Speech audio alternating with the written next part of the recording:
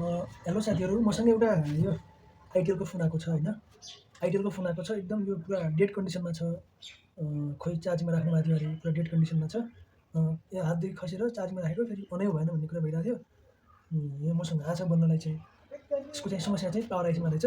म चाहिँ आइसी ड्राई भएर चाहिँ त्यो भएर चाहिँ खुट्टाहरू छुटेका रहेछन् आइसीका होइन, बलहरू डिस्कनेक्ट भइसकेका छन्। अब म चाहिँ यसलाई आइसीलाई रिभर गर्न जाँदैछु। भिडियोलाई कन्टिन्यू गर्नु होला है साथीहरू। मैले चाहिँ फोनलाई यतातिर राखेँ, फोनलाई राखेँ मैले। पिसिबी बोर्ड यहाँ छ मेरो। मैले पिसिबी होल्डरमा चाहिँ बोर्ड सेट गरिसकेको छु होइन, यसमा मैले बोर्ड सेट गरिसकेको छु।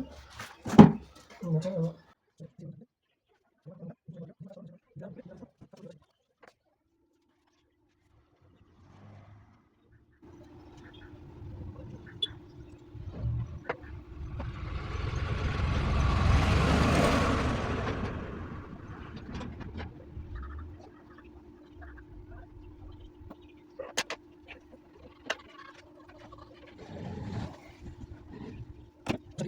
सक्सुल निक्ल्यो होइन। तपाईँ हेर्नुहोस्, आइसी सक्सुल निकाल्यो। अब यसलाई चाहिँ केबल भनेको टक्कैले बसाल्ने हो।